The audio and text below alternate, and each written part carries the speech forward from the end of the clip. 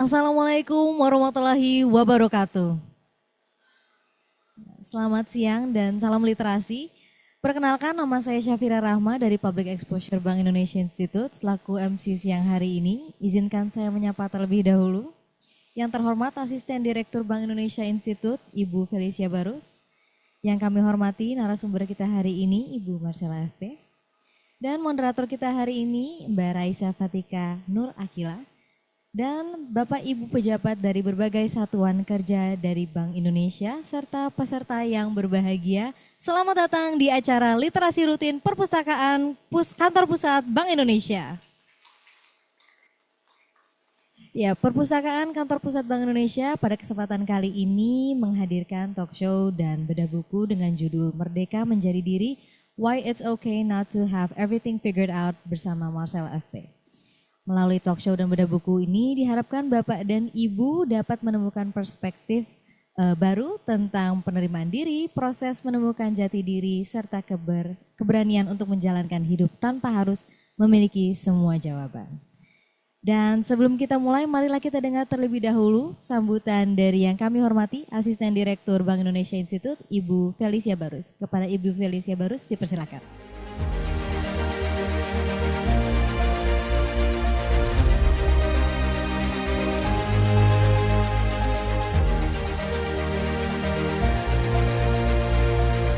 Yang kami hormati Mbak Marcella, tadi saya coba cari FP itu apa ya karena saya penasaran. Ternyata Marcella Febri Tricia Putri yang sudah berkenan hadir ya pada kesempatan siang hari ini.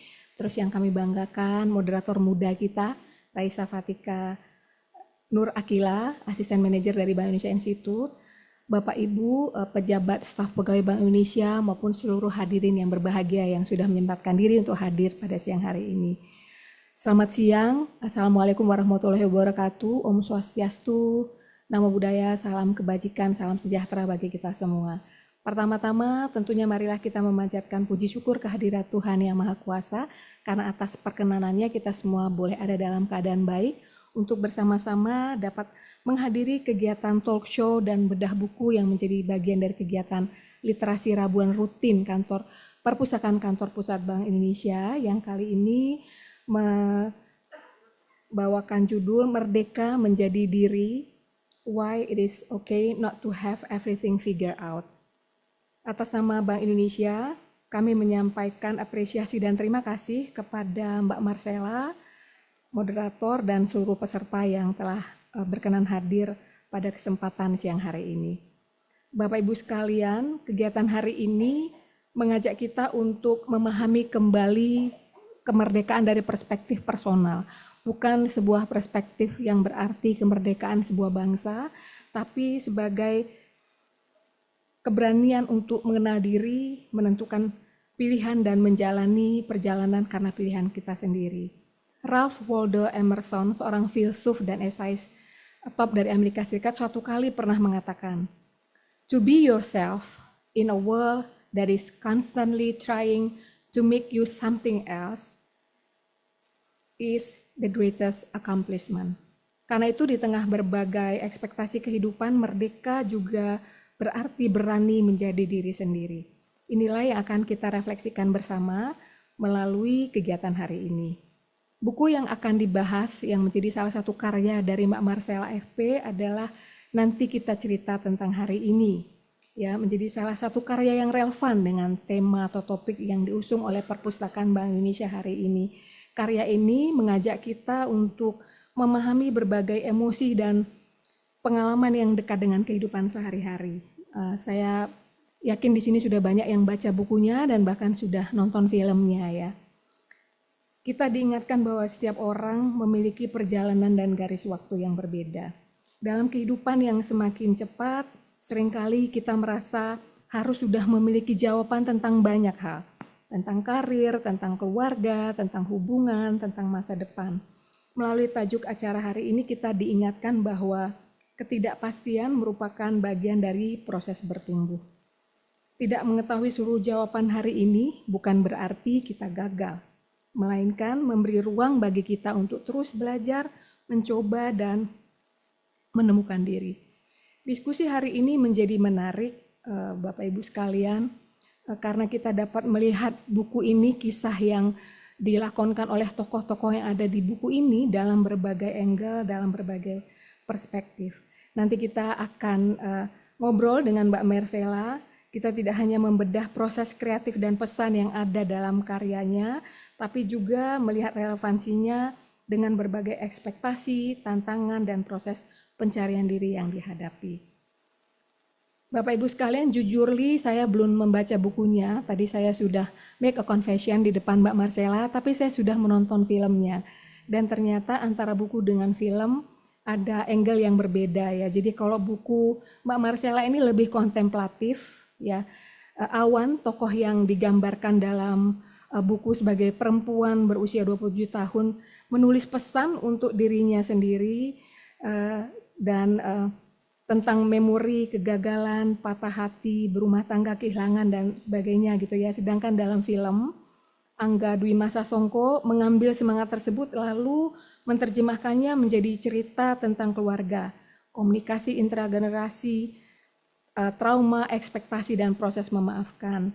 Jadi kalau bukunya fokusnya apa yang ingin kita sampaikan kepada diri kita di masa depan, kalau filmnya kayak nanya gitu ya, apa yang terjadi jika kita tidak pernah membicarakan luka yang kita bawa dari masa lalu? Gitu. Nah, menurut saya disinilah nanti kita cerita tentang hari ini menjadi sangat relevan ya, bukan hanya untuk hubungan anak dan orang tua, tapi juga untuk hubungan antar manusia secara lebih luas.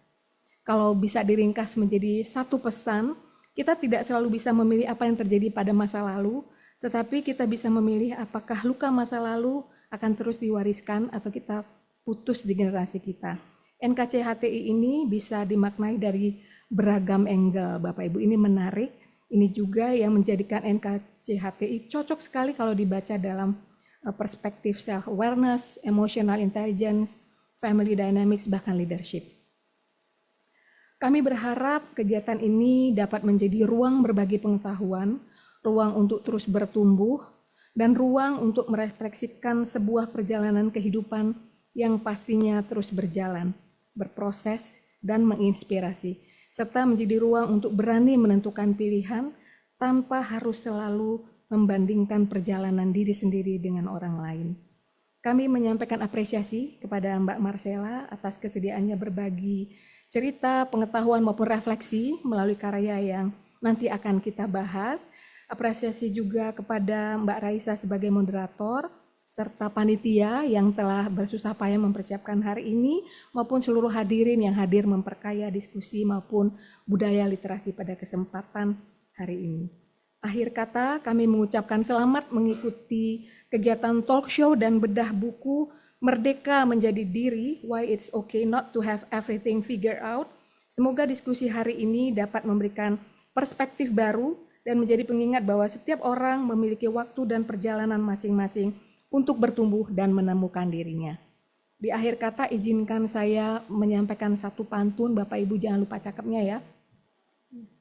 Burung camar terbang bebas, menari indah di awan jingga.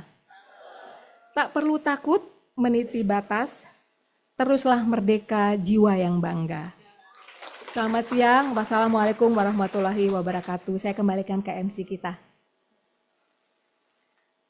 Dan sekarang tibalah saatnya yang kami tunggu-tunggu, yaitu sesi talk show dan bedah buku. Hari ini kita akan berbincang dengan narasumber yang ahli pada bidangnya, Mbak Marcella FP. Dan acara talk show dan bedah buku hari ini akan dipandu oleh moderator, yaitu Raisa Fatika Nur Akila, asisten manajer Bank Indonesia, yang akan menggali lebih dalam wawasannya daripada narasumber kami. Kita juga mengundang partisipasi Bapak dan Ibu sekalian untuk bertanya di sesi tanya jawab nanti, karena kami menyedia apresiasi bagi para penanya. Mari kita memasuki sesi talk show dan bedah buku Merdeka Menjadi Diri, Why It's Okay Not to Have Everything Figured Out bersama Marcella FP. Tapi sebelum itu kita akan melihat cuplikan video berikut ini.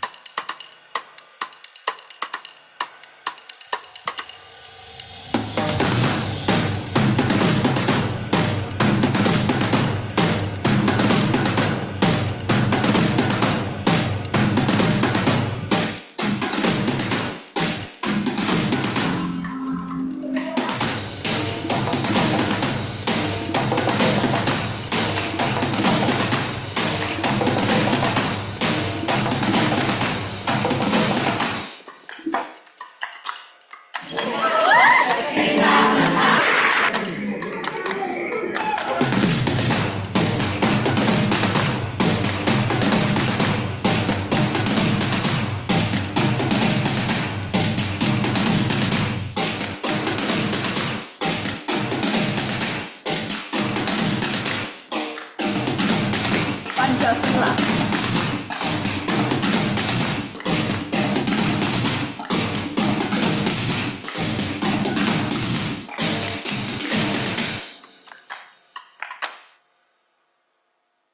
Baik, tepuk tangannya para hadirin semuanya. Dan tanpa berlama-lama lagi, kita akan mengundang moderator acara kita hari ini, Raisa Fatika Nur Akila. Dipersilahkan.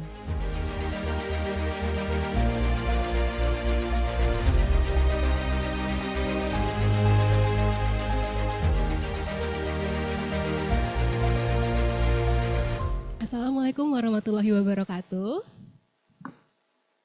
Selamat siang dan salam literasi teman-teman semua. Selamat datang di Perpustakaan Kantor Pusat Bank Indonesia. Baik, setelah saya lihat kayak sepenuhnya nggak dari BI ya, tapi juga ada datang dari masyarakat umum. Selamat datang di Bank Indonesia. Semoga pengalaman hari ini dapat menjadi kegiatan yang memorable buat teman-teman sekalian yang telah menyempatkan hadir datang di acara hari ini. Perkenalkan, saya Raisa Fatika Nurakila dari Bank Indonesia Institute yang akan memandu diskusi pada acara hari ini. Nah teman-teman, ketika kita memasuki bulan Agustus, pasti akan ada satu kata yang sangat menggema di pikiran kita, yaitu tentu saja merdeka. Oleh sebab itu, pada kegiatan hari ini, kita akan membawakan tema Merdeka Menjadi Diri, Why It's Okay Not to Have Everything Figured It Out. Seringkali kita merasa harus selalu ada tujuan dalam hidup kita. Harus selalu berhasil, atau harus segera menemukan jawaban atas pertanyaan-pertanyaan yang kita miliki dalam kehidupan ini. Namun, melalui buku Nanti Kita Cerita Tentang Hari Ini atau NKCTHI, kita diajak memahami bahwa setiap orang memiliki waktunya masing-masing untuk tumbuh, untuk belajar, dan untuk menemukan makna hidupnya. Bahwa kegagalan bukanlah suatu masalah yang besar dan tidak ada urgensi waktu bagi kita untuk dapat menjadi pribadi yang lebih baik. Dan hari ini, di ruangan ini, kita sangat beruntung karena pada hari ini sang juru wastra dari perasaan itu, sosok di balik lahirnya segala macam quotes, segala macam pesan-pesan yang telah menemani kita di hari ini, telah datang pada acara hari ini, yaitu Kak Marcella, seorang bintang di dunia literasi Indonesia, sudah hadir pada acara hari ini. Kak Marcella adalah penulis buku NKCTHI yang telah menjadi fenomena pop culture literasi di Indonesia. Dan bukunya telah diadaptasi sebagai film, sebagai series, dan tentu saja berbagai macam lagu. Melalui karya-karyanya, Kak Marcella dikenal menghadirkan refleksi sederhana namun sangat dekat dengan kehidupan sehari-hari. Banyak orang yang merasa relate karena bukunya seringkali berbicara mengenai mimpi, keluarga, dan kehilangan. Tanpa berlama-lama, mari kita sambut Kak Marcella di atas panggung untuk dapat bergabung pada kegiatan hari ini.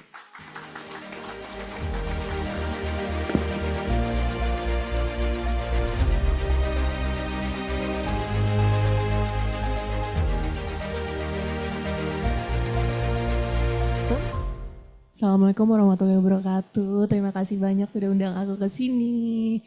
Tadi agak kayak berlebihan gitu ya, aku agak kayak bingung harus gestur apa nih gitu dengarnya. Ya, oke, baik. Selamat siang Kak Marcella. Siang. Selamat datang dan sudah. Terima kasih. Terima kasih sudah hadir pada kegiatan hari ini. Terima kasih Raisa. Terima kasih udah pada datang juga ke sini. Aku untuk buat isi-isi waktu pasti ya biar nggak harus lanjut kerja nggak sih kayak bisa. Ini yang lain berarti pada kerja tapi bisa ngambil kelas yang ini, bisa ngambil ikut acara ini. Oh, wow, seru banget BI. Gedungnya mewah banget. Gedung aku tuh yang di Ruko itu jadi minder tadi pas masuk kayak, wah ini memang gedung orang sukses. Okay. Lanjut silakan, sorry. Oke, terima kasih Kak. Sebelum kita mulai, mungkin aku bisa nanya apa kabarnya Kak hari ini? Alhamdulillah baik, alhamdulillah baik. Dari Bintaro ke sini tadi, maaf mepet. Oh, jauh ya Kak? Tangerang memang, Tangerang ke Jakarta. Jadi merantau aku. Oke Kak, sebetulnya aku yakin nih semua orang di sini mungkin udah kenal Kak Marcella atau mungkin udah baca buku NKCTHI menurut aku, ya. sorry banget 3 yang tahu aku di sini, tapi nggak apa. Aku bisa kenalin ulang. Oke, mungkin aku bisa minta Kak Marcella untuk melakukan sebuah perkenalan singkat Kak, sebelum kita mulai. Ya, selamat pagi semuanya. Selamat pagi, perkenalkan aku Marcella FP. Terima kasih banyak Bang BI, sebuah kehormatan bisa hadir di sini. Aku pertama kali nyampe ke BI Pusat. Sebenarnya tiap tahun ada di Palu, ada di mana. Aku merasa apa aku tidak teringat di pusat gitu ya. Cuma akhirnya hari ini sampai juga setelah 15 tahun berkarir diundang juga gitu ya. Ini pencapaian aku akan tambah di portonya tadi. Nah, aku suka menulis. Alhamdulillah sudah merilis 7 buku, itu salah satunya, terima kasih sudah ada di perpustakaannya, senang sekali. Ada 3 buku di sini. Kebetulan yang tadi di-share adalah buku pertama aku, generasi 90-an. Kalau di sini kan rata-rata Gen Z ya kayaknya ya, jadi kalau buku aku waktu itu mengarsipkan pop culture di era 90-an. Itu ada 2 buku, tahun 2011 ditulisnya, lalu berlanjut buku kedua dan ketiga ada nanti kita cerita tentang hari ini. Lalu berlanjut dengan Kamu Terlalu Banyak Bercanda, terus berlanjut dengan Tabi dan buku berikutnya gitu sampai buku ke-7. Sehari-hari aku punya warung soto, namanya Soto Sabar di Blok M. Mampir, thank you warga BI. Ya, sorry promosi dikit nggak apa-apa ya, nggak apa-apa, aman ya. Murah kok harganya. Nah, aku basically adalah pekerja kreatif. Aku punya perusahaan namanya Kebahagiaan Itu Sederhana, mengelola IP. Jadi harapannya memang sejujurnya membuat buku itu bukan pekerjaan yang menghasilkan. Royaltinya besar, pajaknya besar sekali. Jadinya akhirnya aku memutar akalku gimana caranya supaya hidup, akhirnya bikin perusahaan IP company yaitu ngelola satu ide cerita, bukan selesai jadi buku tapi kita develop menjadi film, kerjasama sama PH-PH yang sudah expertise di bidangnya, kita buat jadi space, ada taman, ada cafe, akan ada restoran dan lain-lainnya. Jadi mengembangkan satu ide kecil supaya kami para pekerja kreatif bisa hidup dalam karya kami sendiri begitu. Gitu kurang lebihnya. Baik, terima kasih ya Mbak. Mungkin kita juga dapat referensi makan siang baru, itu Iya, warung soto enggak, aku di nggak Blok maksa M. buka Gojeknya aja sekarang, nggak apa-apa. Ya. Oke, baik Kak. Jadi sebetulnya kan dari aku sendiri dan mungkin teman-teman di sini, kutipan-kutipan di buku NKCTH itu mungkin sering banget nih nemenin malam-malam kalau kita lagi overthinking, kalau kita lagi banyak pikiran, dan banyak banget nih pesan yang aku rasa tuh sangat pas dan ngena banget nih sama kehidupan kita sehari-hari Kak. Nah untuk itu aku pengen nanya nih Kak, sebetulnya kan NKCTH itu sudah menjadi sebuah karya yang sangat dekat dengan para pembacanya. Insya Allah. Sebetulnya latar belakang Kakak membuat buku itu tuh kayak gimana sih Kak? Oke, latar belakangnya. Sebenarnya itu aku tulis 2016 setelah aku kayaknya 5 tahun gak buat buku lagi dari generasi 90-an.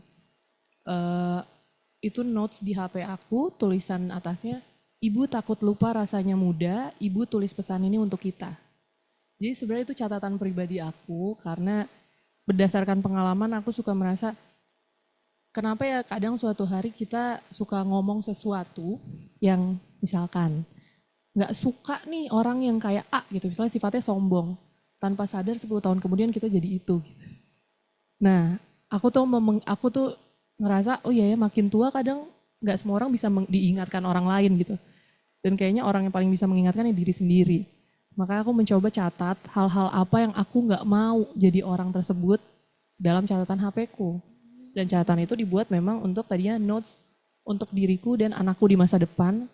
Yang alhamdulillah memang belum ada sampai hari ini setelah 10 tahun ya nggak apa-apa ya teman-teman semuanya.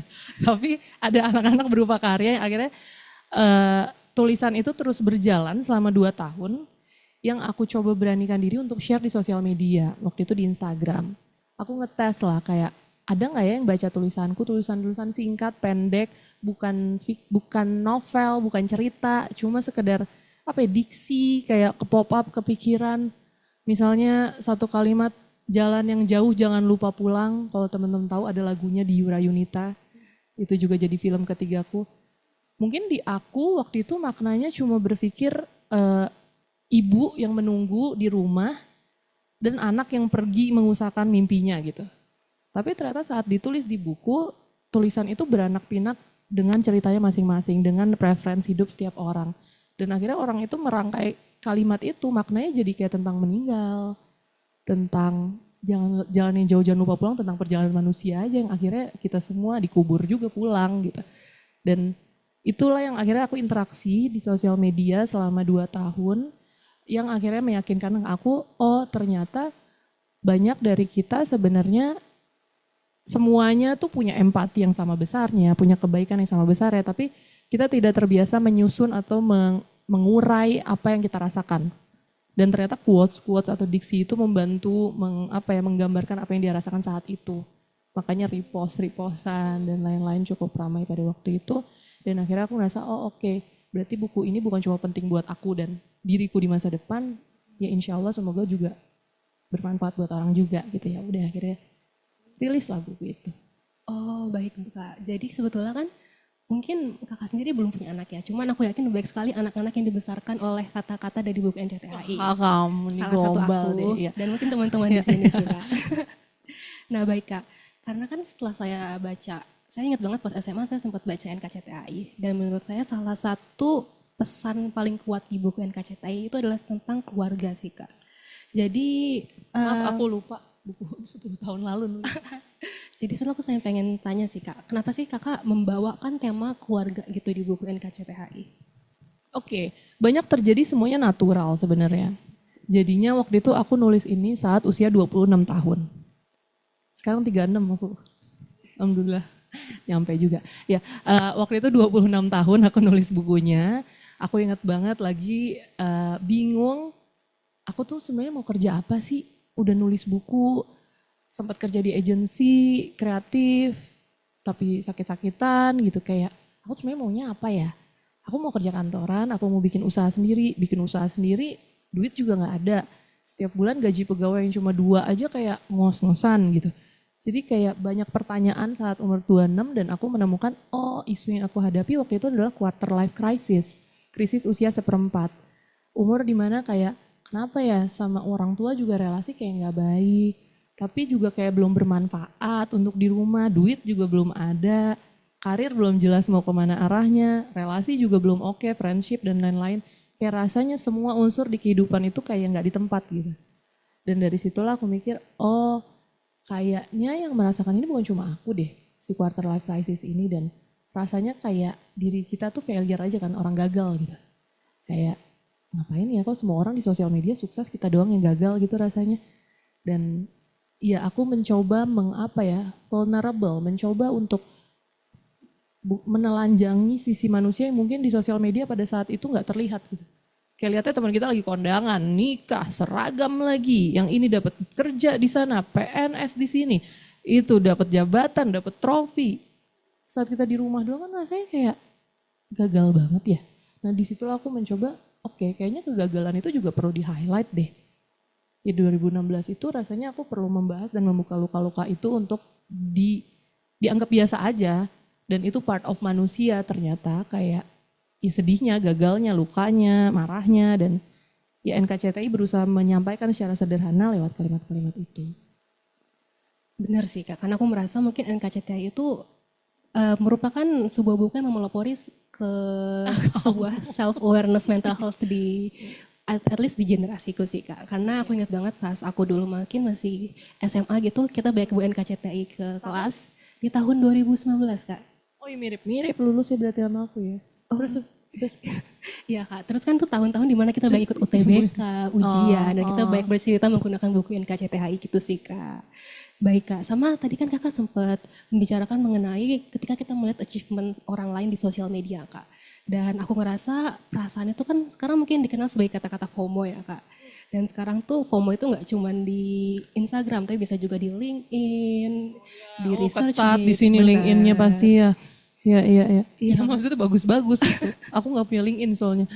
Ya, nggak bisa nge-stalk. Nah, jadi kan fenomena itu bisa dibilang sekarang tuh makin kuat gitu Kak di anak-anak muda zaman sekarang. Nah, jadi saya ingin tanya Kak, apa sih pandangan Kak Marcella terhadap fenomena-fenomena tersebut di anak muda sekarang? Iya nggak apa-apa. Nggak menyemangati nih aku. Ya maksud aku itu kan ini ya alami ya. Kayak dari zaman dahulu kala kayaknya rumput tetangga selalu lebih hijau ya. Kayak dulu belum ada sosial media, ada namanya kambing tetangga gitu ya, kayak tanamannya. Anak si Pak Ahmad udah nikah tuh gitu kan, kayak hari-hari tuh di telinga kita tuh perbandingan tuh udah ada gitu. Belum sampai sosial media, sekarang makin terpapar. Orang yang ada di Afrika sama yang di Jakarta rasanya sama gitu waktunya gitu. Ya menurut aku itu natural manusia, kita punya rasa kompetisinya dengan orang lain dan tergantung channelingnya. Mau digunakan menjadi victim terus-terusan merasa kayak iya deh aku yang paling gagal, mau berada di bubble itu terus, atau menjadikan, karena gini, aku basically bukan anak pintar. To be honest, kalau aku nggak bikin buku, aku nggak nyampe ke BI ini. Karena aku bukan kalian yang bisa compete untuk masuk dan keterima sampai sini. Aku IP ku 1,8 nih, maaf banget nih, juga malu keluarga aku dulu. Cuma apa yang aku bisa banggain saat itu, kalau mau bandingin sama orang-orang teman-teman aku yang IP-nya 3,6 gitu. Jadi akhirnya aku sibuk nyari, oke, strengthku apa ya kalau memang bukan di pendidikan gitu. Kalau memang aku nggak bisa lolos, ya perusahaan-perusahaan besar yang mau nerima aku. Yang aku bisa akhirnya apa?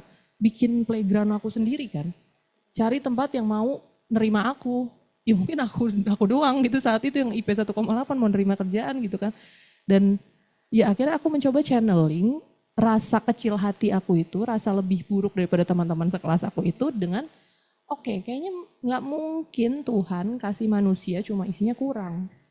Pasti ada reason kenapa aku dilahirkan saat itu. Dan salah satu yang membuka pikiran aku waktu SMA adalah saat aku membaca karya almarhum Buya Hamka.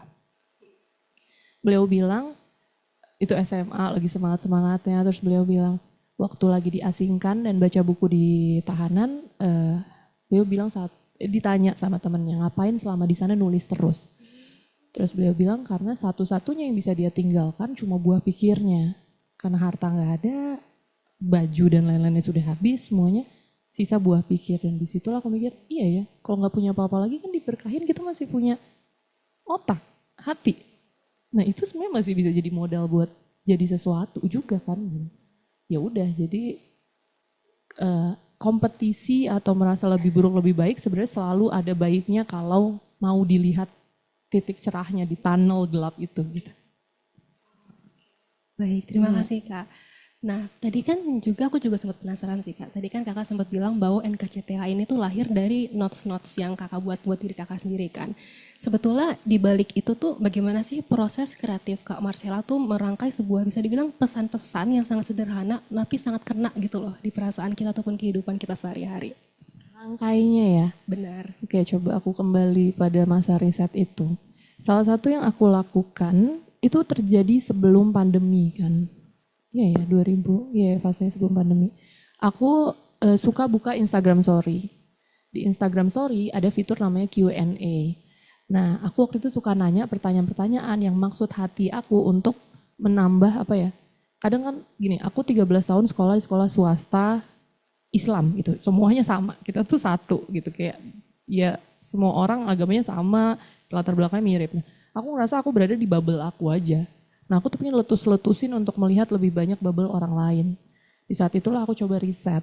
Salah satu, setiap malam aku kasih pertanyaan yang beda-beda. Misalkan, salah satu yang selalu ku ingat adalah pertanyaanku, apa kalimat terjahat yang pernah kalian terima sepanjang hidup? Itu aku terima bisa 7.000 pesan malam itu. Dan itu beragam banget. Di kepalaku kalimat terjahat itu kan kayak guruku dulu yang bilang, kamu terlalu banyak bercanda, kamu gak akan sukses. Itu paling jahat buat aku. Nah ternyata untuk ribuan orang lainnya di luar sana, kalimat terjahatnya ada yang ibunya bilang, tau gitu saya gugurin kamu.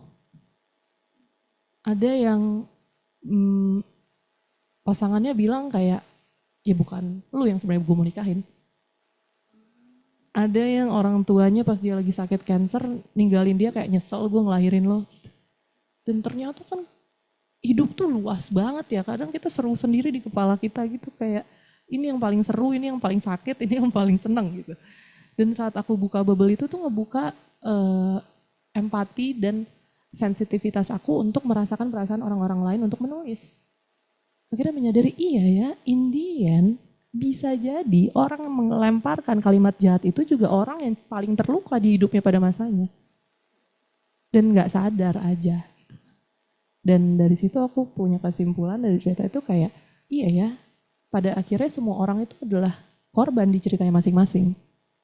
Kita korban mungkin bapak kita yang dulu suka mukul, mungkin korban ibu kita yang ngomongnya kenapa, atau korban dari nenek, atau korban dari adik kakak. Tapi bisa jadi mereka juga korban dulu di hidup dia yang sebelumnya gitu. Dan Indian saat manusia menyadari, ya udah semua orang juga sedih, semua orang juga luka, ya udah terus gimana? Ya nggak apa-apa kan? Yang penting tidak luka kita diwariskan ke generasi berikutnya. Dijadikan merasa berhak menyakiti orang lain karena kita terluka. Nah di NKCTHI itu akhirnya aku berusaha mengolah, narik tuh info-info itu ke lebih banyak orang dan nulisin di sini. Baik Kak, sama tadi aku juga cukup tertarik yang Kakak sempat bilang Kakak tuh melakukan riset ya Kak buat NKCTHI. Dan dari riset itu tuh Kakak mendapatkan berbagai macam cerita dari orang-orang di halayak umum. Kira-kira mungkin ada satu cerita nggak Kak yang paling membekas di pribadi Kakak selama proses penulisan buku NKCTHI ini? Oke. Wow, ada yang dark banget. Jangan terlalu dark kali kan, nih konsepnya merdeka ya kan ya. Kayak agak gak nyambung sama tema merdeka ini. Apa ya? Yang paling menyakitkan menurut aku di antara semua cerita adalah saat orang yang memberikan harapan ke hidup kita itu mengambil harapan balik. Orang tua. Ternyata luka terbesar kenapa sering datangnya dari orang tua, karena mereka yang melahirkan kita sebelum kita minta, sebelum kita pernah pingin ada di dunia ini, kita hadir nih, hadir, terus tiba-tiba kita salah. Kita hadir dan salah tanpa sebelum kita minta, dan disalahkan karena kehadirannya. Dan beberapa dari mereka hancur karena harapannya diambil sama orang yang ngasih harapan untuk dia hadir di dunia. Maaf nggak, bahasanya tuh luas banget, cuma ya kalimat-kalimat yang menyakitkan yang mungkin kadang terasa simple atau nggak terlalu penting, tapi karena diucapkan sama orang yang pernah ngasih kita harapan itu melahirkan, itu jadi besar banget ternyata. Dan core-nya mostly dari kita, ya lukanya banyaknya dari orang tua antar generasi gitu. Dan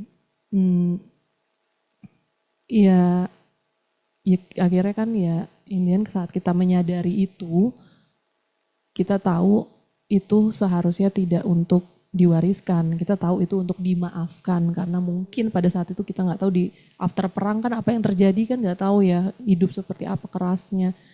Dan ya aku mencoba merangkum itu semua. Dan apa tadi pertanyaan utamanya? Yang paling membekas di pribadi Kakak? Iya, salah satunya cerita tentang ya dia mau mengakhiri hidupnya. Dia S3 di Amerika karena ingin membanggakan orang tuanya. Orang tuanya menunggu 3 bulan lagi dia lulus. Hari itu dia bilang, nggak bisa kayaknya aku nggak akan pulang. Karena aku nggak pernah bisa penuhin ekspektasi orang tuaku. Seharian aku nemenin dia sampai pagi untuk dia lepasin keinginan dia itu. Dan ya akhirnya mungkin banyak ya, itu kan kadang kita tugasnya kayak nanyain, ngecekin teman, ngecekin kadang orang tua kita, ngecekin siapa, say hi, nanya kabar biar orang tahu kalau mereka nggak sendirian gitu. Baik Kak, dan aku juga mungkin ingin cerita sedikit sih Kak. Oke. Pas aku baca Nah bagus nih aku bisa minum ya. Aman Kak? Silakan. Jadi pas aku baca NKCTHI sendiri, mungkin salah satu hal yang menurutku membedakan buku NKCTHI dengan mungkin buku self improvement lain tuh, ketika aku baca buku self improvement lain, mereka tuh lebih banyak mengencourage aku untuk melakukan sesuatu gitu sih Kak. Kayak misalnya berpikir secara positif, melakukan ini, melakukan itu. Tapi ketika aku baca NKCTHI, itu tuh rasanya kayak aku tuh lagi ngobrol sama temanku sih Kak. Karena banyak pesan-pesan dari situ tuh yang bisa dibilang suatu pesan yang sebetulnya pengen aku dengarkan di saat itu juga. Nah Kak, dan aku rasa ketika kita baca buku NKCTHI, bagaimana kita menafsirkan pesan-pesan yang ada di buku itu tuh sangat tergantung dengan persepsi kita dengan kehidupan kita. Bagaimana kita memandang kehidupan kita, atau mungkin pengalaman-pengalaman apa saja yang kita rasakan di kehidupan kita sehingga kita bisa mencapai persepsi yang kita dapatkan ketika kita baca NKCTHI. Dari kakak sendiri, apakah kakak pernah mendengar mungkin sebuah tafsiran ataupun persepsi dari pembaca-pembaca NKCTHI yang menurut kakak tuh sangat menarik, atau mungkin menurut kakak, wah aku tuh bahkan pas nulisin itu gak kepikiran bisa nyampe kayak gini? Banyak, cuma aku tuh suka merasa itu tuh bukan tentang bukunya, tapi tentang orangnya yang mencari. Karena kan pencarian itu bisa beda-beda ya, ada yang dia dapat dari buku, dari film, ada yang lagi di jalan, lihat orang lain jalan kaki, dia merasa hidup dia jadi lebih baik atau apapun, itu orang dapat maknanya. Tergantung pemaknaan orang. Dan hidup kan begitu ya, kita cuma jalan terus kita memaknai aja terus. Supaya kita bisa hidup lebih baik lagi, jadi bermanfaat, berguna, mati gitu kan. Jadi buku ya tools aja, jadi bukan tentang akunya. jadi kayak banyak aku tuh orang cerita tuh aku cuma nggak nganggep itu tuh ada di sini, jadi ada di mereka. Apa ya yang aku bisa dengar? Mungkin seorang ibu datang usianya sekitar 50 tahun ngantri di book signing aku, which is aku ngerasa sungkan. Karena biasanya isinya kan anak-anak belasan gitu, itu aku tuh sungkan kayak siapa aku harus nyamperin mereka gitu. Terus ya beliau ternyata bilang buku ini akhirnya dia bisa ngobrol sama anaknya. Akhirnya dia bisa maksud beliau baik, tapi ternyata ditangkap sama generasi lebih muda berbeda. Nah masuk anaknya baik, tapi yang ditangkap ibunya jadi berbeda. Nah itu clash terus.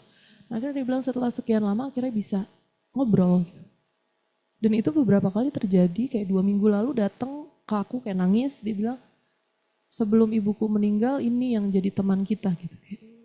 Tapi kan aku kayak gak ngerasa bukan tentang bukunya, tentang mereka mencari jawaban dari kegelisahannya aja kan. Lewat apapun itu.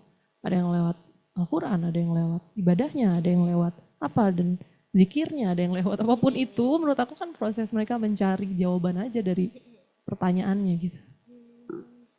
Benar sih Kak, soalnya menurutku sendiri juga salah satu kekuatan dari NKCTH itu bisa menjadi sebuah, bisa dibilang perantara kali ya Kak, untuk menghubungkan generasi muda sama tua. Karena Parah bilang generasi tua. generasi lebih senior deh Kak kalau kayak gitu. Generasi orang tua kami ya Kak, kira-kira seperti itu sih Kak.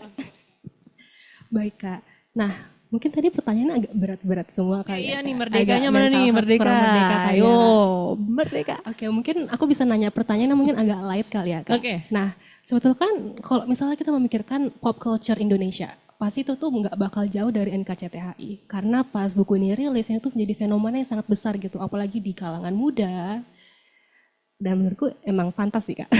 Kebetulan, iya. Baik, Kak. Timingnya pas. Iya. Timingnya pas. Terus? Dan menurut kakak sendiri, pas kakak pertama kali buat NKCTHI, kakak tuh sempat kepikiran nggak bahwa buku ini tuh bakal menjadi fenomena yang begitu besar di Indonesia?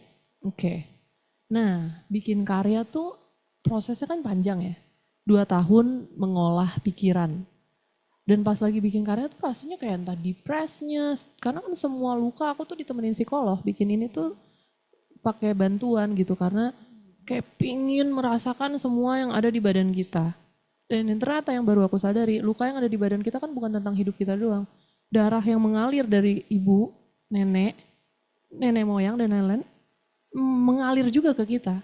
Gak pernah tahu ada luka apa di hidup mereka. Dan kadang ada kesedihan yang berlebihan yang rasanya gak segitunya deh. Tapi ternyata ada ilmu yang mengatakan ya memang tanpa sadar kita membawa luka-luka mereka ke badan kita. Dan untuk beberapa orang yang mungkin terlalu peka, dia akan merasakan kesedihan itu juga. Kayak salah satu part yang menurut aku, ini lompat dari apakah aku expect apa enggak ya. Salah satu yang menarik pas sesi psikologku adalah beliau nanya cerita apa yang ditanyakan, cerita apa yang sering diulang orang tua kamu saat hari kelahiran kamu. Dan itu kan aku gak expect apa ya. Ternyata ibuku, jarak aku dan kakak-kakakku tuh 3 bersaudara 2,5 tahun, which is satunya baru 2,5, satunya 5, lahirlah aku. Kebayang stresnya dia, kebayang sedihnya dia.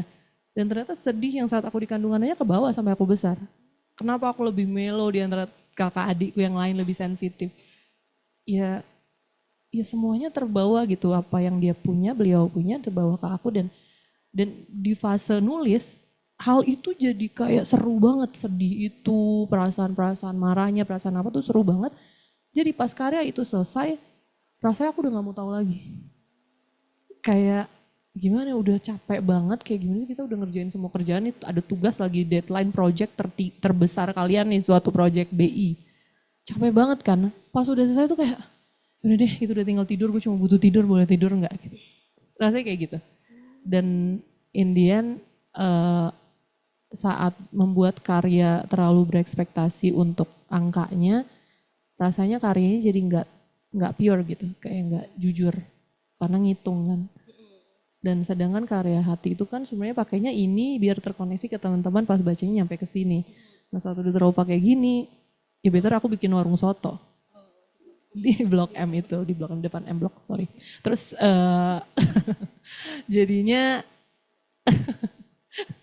Jadinya ya aku memisahkan itu. Jadi sebagai pengkarya, pembuat karya seninya, jadi aku nggak menghitung dan nggak berekspektasi sebesar itu, cuma ya pasti berharap ada supaya karyanya, pesannya diterima lebih banyak orang. Baik, baik terima kasih Kak. Sedikit reminder kalau Bapak Ibu pengen pesan makan siang mungkin bisa di warung soto Mbak Marcella ya. Nggak usah. Sebagai Jadi nggak enak. referensi sedikit saja. Jauh-jauh, datang aja langsung. Oh, bisa langsung datang ya Bapak Ibu kalau jam makan siang. Iya, iya. Baik Kak. Sama Ada 20.000 orang ya katanya di BI, nggak cukup tempatnya. nggak cukup. Cuma muat 30, iya. 30 orang aja. Oh, mungkin bisa gantian Kak setiap hari Senin, Selasa, Rabu, Kamis. Aman Aduh banget, jadi Kak. kebanyakan nih makan waktu buat iklannya ya. Abang nggak apa-apa Kak, sekalian ya Kak promosi mumpung lagi di sini. Nah Kak, sama tadi mungkin ini topiknya jadi agak sedikit mellow sih Kak. Cuman tadi kan aku ingat pas Kakak cerita kalau kesedihan orang tua ketika mengandung tuh mungkin bisa terbawa ke anaknya, dan emang di psikologi sendiri tuh ada dua teori mengenai kepribadian kita. Yang satu tuh dimana kepribadian tuh datang dari gen orang tua, dan yang satu lagi tuh kepribadian tuh datang ketika kita oleh lingkungan kita. Dan aku sendiri aku lebih percaya bahwa kepribadian itu datang dari lingkungan kita sih Kak. Karena bagaimana kita ditreat oleh orang tua, ditreat oleh lingkungan tuh menurut saya sendiri itu sangat dapat membentuk kepribadian kita. Dan menurutku sendiri tuh buku NKCTI itu dapat menjadi Maaf bikin nama bukunya ngerepotin orang-orang. NKRI aja biar temanya merdeka. baik loh Kak. Harga mati, Harga mati NKRI, ya, Kak. harga mati. Baik. Buku NKCTI itu benar-benar membentuk kepribadian banyak orang di sini Kak. Jadi sebetulnya Kakak punya banyak anak-anak yang dibesarkan oleh buku NKCTI ini. Jadi aku pengen nanya sih Kak, sebetulnya menurut Kakak sendiri tuh bagaimana hubungan keluarga antara mungkin ibu dan anak, ayah dan anak, antara Aku kakak kira tadi beradik? mau nanya hidup pribadi aku. Oh, Bagaimana hubungan kakak dengan ibu kakak? Enggak ya? Karena sesinya tidak sedalam itu sih Kak. Oke. Kita agak Iya, light iya, aja ya Kak. Takut oversharing soalnya. Iya, bagaimana hubungan keluarga itu dapat membentuk cara seseorang memandang dirinya menjalani kehidupannya. Oke. Bagaimana membentuk, pasti iya, kita kan banyak aspek ya, kita hasil dari produksi banyak hal. Kita adalah banyak hal. Pola didik iya, lingkungan iya, apa yang kita konsum iya. Sekarang banyak riset, lately aku baca mengkhawatirkan bagaimana generasi sekarang pola pikirnya atau pendapatnya itu dibentuk berdasarkan algoritma. Jadi ada kekhawatiran Indian semuanya punya pendapat yang sama karena disuapin algoritma kan. Semuanya mirip nih, lagi rame apa nih? Apa yang lagi rame sekarang di TikTok? Ini generasi kamu tahu nih. Kimpul misalkan. Nah katanya ada kekhawatiran itu. Nih Dede Pramuka, Nike lah, main gue, apa lagunya? Main gue sih Main benar. gue. Iya, jadi katanya pola pikir mereka dibentuk dan disuapi oleh algoritma. Bahkan mirip jawaban atau cara critical thinkingnya, berargumen atau berpendapat akan suatu hal katanya jadi serupa. Tapi kan sebenarnya soal referensi aja. Bedanya dulu ya ada orang yang datang ke perpus, ada yang orang datang ke bioskop, ada yang orang datang ke TV di rumah, ada yang apa. Tergantung referensinya aja. Jadi menurut aku pola didik iya, tapi berhenti cuma sekedar nyalain orang tua menurut aku itu lemah. Karena mereka juga punya kapasitas ya, orang tua juga manusia gitu. Tanggung jawab individu tunggal dewasa adalah mencari kebenarannya sendiri, mencari ilmu pengetahuannya sendiri, mencari apa yang paling betul untuk hidup mereka. Karena Indian kan kata Aldi Taher semua orang bingung. Jadinya ya udah nggak usah salah-salahan, cari aja. Karena memang kerasa aku sampai akhir pun nggak ada yang pernah benar-benar tahu kok jawabannya. Jadi ya Indian sambil mencari ya enjoy aja hidupnya gitu, kayak toh hidup indah banget kok gitu. Udah dikasih lengkap. Jadi kalau mau sibuk ke ngeluhnya, ke ranting, menyalain masa lalu, nyalain lingkungan, ya akan jadi itu doang. Jadi ya keluarlah gitu, nikmatin hidupnya, cari jawabannya gitu. Dan ya Indian kan kita semua juga atom juga, kita juga orang-orang gak penting juga semuanya, jadinya ya udah rayain aja gitu. Oh benar sih Kak. Karena aku jadi ingat sih ada quotes yang bilang kayak kalian harus ingat kalau ini tuh juga pertama kali mereka jadi orang tua. Iya, jadi ya mau nyalahin lingkungan, mau nyalahin karena hidup di sini, karena bapaknya lahir di gang mana. ya udah lewat kan, yang ada sekarang apa, yang punya apa, mau kemana, ya udah berani. Ini hidup nggak, jangan kalah aja sama Jadi pastnya. daripada kita melihat masa lalu, lebih baik kita langsung melihat masa depan aja ya Kak. Iya, ya harusnya hidup ya kayak naik sepeda aja nggak sih, kayak kalau nggak digoes ya jatuh gitu Oh kan benar sih Kak.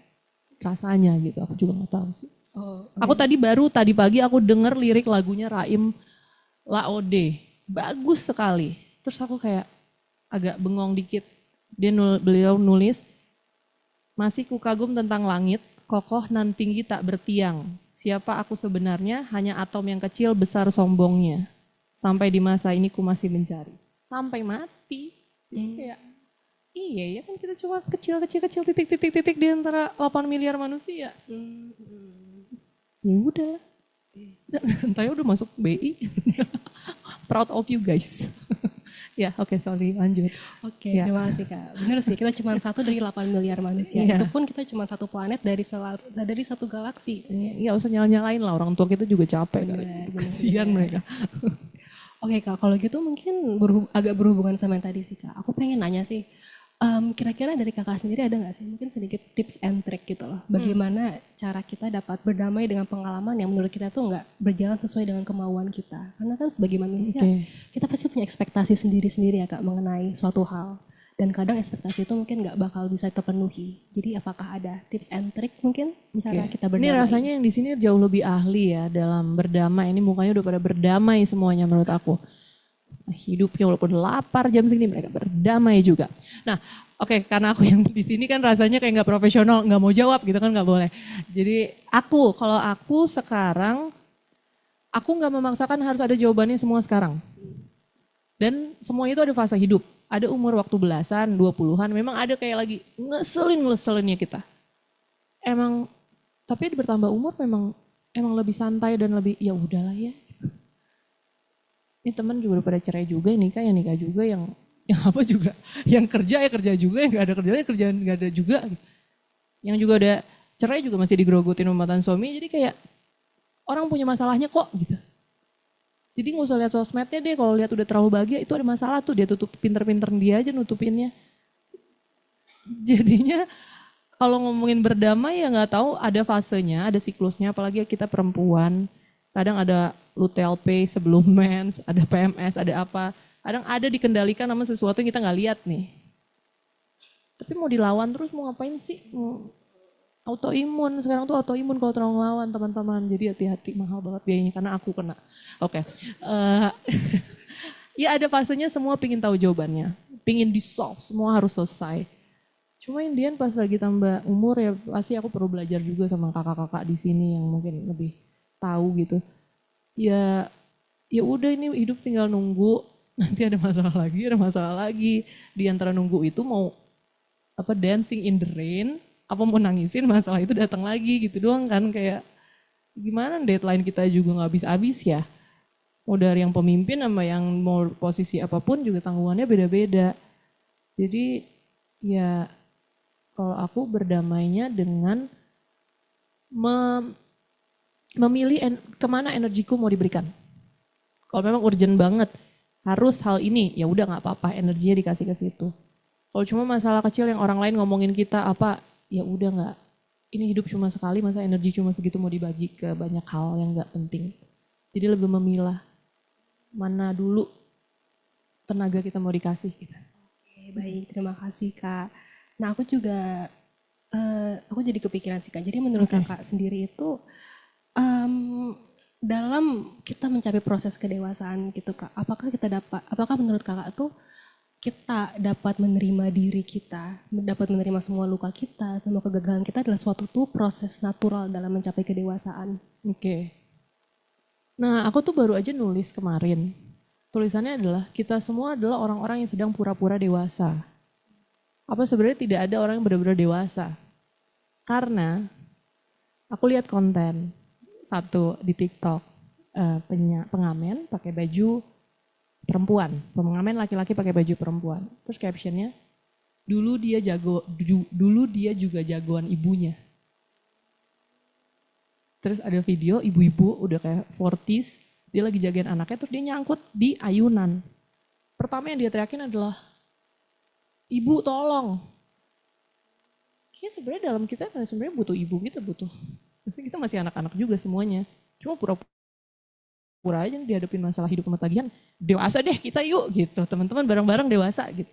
Jadi kalau dikorek-korek lagi, ya rasanya mungkin kita juga kangen jadi anak-anak semua gitu. Kayak rasanya orang tua masih ada, rasanya tanggungan gak sepenuhnya buat kita gitu. Tapi Indian ya hidup ya harus accountable, harus bertanggung jawab, responsible sama apa yang didapat gitu. Karena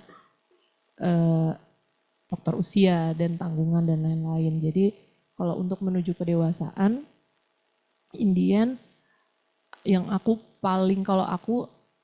paling aku pelajari adalah emotional intelligence, bagaimana mengelola emosi sendiri. Kedewasaan tuh tentang gak semua kemarahan bentuknya teriakan gitu. Gak semua kesedihan itu kita doang viktimnya gitu. Jadi kayak belajar untuk regulasi emosi, untuk kenal sebenarnya perasaanku apa, menyampaikan ke orang tanpa harus menyakiti. Jadinya proses untuk mengenal diri aku yang nantinya membantu untuk aku interaksi sama manusia lainnya. Dan membantu untuk aku berkarya yang insya Allah berguna juga buat orang lain. Tapi sebenarnya juga aku pengen jadi anak-anak juga sih. Aku ke Disneyland, ke Dufan senang juga sih ngelihatnya tuh ayunan. Pingin juga kita kayak, ih enak banget gak ada akal, lari-lari, tidur-tiduran di jalan, pingin juga kayak gitu. Tapi kalau sekarang kan aku dikatain, gila gitu. Kalau anak-anak kan lucu gitu jadinya, ya kangen juga kadang pingin kayak gitu. Bener sih Kak, mungkin tuh karena itu juga Kidzania sekarang ada yang dewasa ya Iya Kak. benar. Otak kencang juga kita kayak di kantor serius lihat komputer, ini juga kesian nih badan kita nih tegang. Kalau anak-anak kan kayak kita di kantor kayak anak-anak juga gitu kan, kesel juga bos kita. Jadi kan ya pinter-pinter nempatin diri aja lah sekarang ya, dan mengetahui memang ya anak-anak itu kan sebenarnya perlu dirawat juga dalam diri kita. Mereka masih ada di sana. Playful, rasa riang, rasa ceria, itu kan anak-anak banget ya. Nah itu kadang kita mematikan itu karena harus dewasa aja kayak. Ya udah harus tunggakan, jadi udah gak boleh nih hidup seru gitu. Mungkin our inner child gitu ya Kak. Dan ya dia hidup masih di sana juga gitu. Oke Kak, mungkin kita bisa masuk ke pertanyaan selanjutnya. Sebetulnya kan karena hari ini kita memiliki tema merdeka ya Kak. Merdeka, Benar, teman-teman merdeka, Kak. semuanya nih kurang merdeka nih kita. Nah sebetulnya dari kakak sendiri, menurut kakak tuh kata-kata merdeka itu kayak gimana sih Kak? Kakak menginterpretasinya. Oke. Merdeka menurut aku adalah, aku pribadi, menyadari kalau aku itu individu tunggal yang bertanggung jawab untuk diriku sendiri satu, dan tidak berhak untuk mengganggu kemerdekaan orang lain. Dan tidak berkewajiban untuk menanggung hidup orang lain. Mulai dari berharap orang lain berubah, berharap orang lain bisa ikutin apa kata mau kita. Jadi merdeka tuh rumah ini nih, tubuh yang dititipin Allah jadi tempat paling aman untuk aku istirahat. Gitu. Kayak saat aku merasa tidur aku juga gak nyenyak, aku sama badan aku juga gelisah, ya rasanya aku kayak gak perlu ngomong merdeka terlalu besar karena aku sendiri aja gak bisa merdeka sama diri aku. Gitu. Jadi lebih ke merasa nyaman terhadap diri sendiri Kak? Memilih dan mengusahakan dan memperjuangkan apa yang individu tunggal perlukan, tapi nggak mengganggu. Kadang kan orang merasa punya kemerdekaan tuh semua orang tuh jadi merasa berhak ngatur orang lain, merasa berhak nyalain orang lain. Kalau di kantor nggak apa-apa ya, kan namanya ada sistem ya. Tapi misalnya di society gitu, kayak orang di KRL berhak marahin orang lain untuk yang duduk di sana, atau berhak ngelakuin kasar ke orang yang menurut dia itu hak mereka karena ya ini kebebasan gitu. Nah kadang kebebasan tanpa empati juga kan rasanya bukan kultur kita ya. Ya itu buat aku adalah memilih diriku tanpa mengenyampingkan orang lain pun punya hak yang sama kok kayak aku. Baik, nah karena melihat waktu juga sih Kak, Ya. mungkin aku pengen ngasih satu pertanyaan terakhir sih Kak. Nah jadi kan kakak sendiri kan tadi katanya sudah menerbitkan 7 buku ya Kak.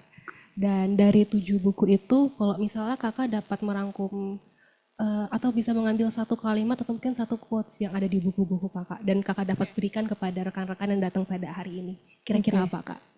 Oke, rekan-rekan media kamera udah nyala ya semua. Udah banyak Oke, HP yang Zone sama diangkat. Tribun News aman ya. Oke, ini dari NKCTHI berarti ya. Sebenarnya ada satu yang part di Maaf Aku Lahir ke Bumi, salah satu favorit aku juga. Tulisan yang bikin aku nangis 4 kali pas nulisnya. Tapi enggak kan, ini temanya merdeka. Oke, yang ini aja yang singkat kali ya. Ini salah satu tulisan yang ada di lirik lagunya Kunto Aji Rehat. Ada di refnya. Di DNKCTHI. Oke, bismillah. Hidup itu lucu ya. Yang dicari hilang. Yang dikejar lari. Yang ditunggu pergi. Sampai hari kita lelah dan berserah, saat itu semesta bekerja. Beberapa hadir dalam rupa sama, beberapa lebih baik dari rencana. Sang pencipta baik sekali ya. Terima kasih. Terima tepuk tangan untuk Kak Marcella. Baik, jujur Kak, itu juga salah satu quotes favoritku di NKCTHI sih Kak. Karena aku sering dengerin Gula lagu mulutnya. Rehat. Aku sering dengerin lagu Rehat sih Kak. Oke. Mungkin abis ini kita bisa langsung masuk ke sesi tanya jawab sih Kak. Iya. Kak. Karena kayak di sini banyak banget orang yang excited. Wow, udah mulai banyak yang mau bertanya ini. Oke, mungkin turun dulu tangannya, nanti aba-aba angkat tangan ya teman-teman semua. 1, 2, 3. Oke, mungkin kita ambil satu pertanyaan dulu, Ibu baju pink di depan.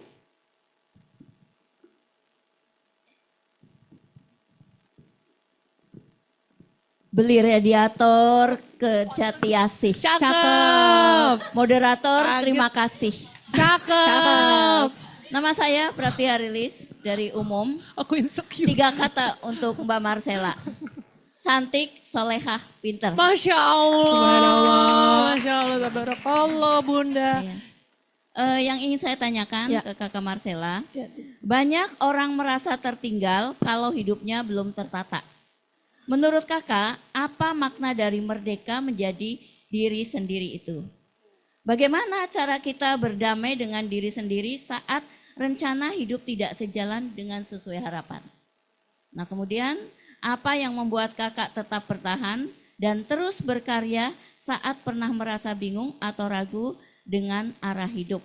Ini terakhir nih moderator terlalu cepat banget, jadi kadang-kadang saya diarti-artikan ini. NKCTHI yaitu. Ini lewat, nanti kita cerita tentang hari ini.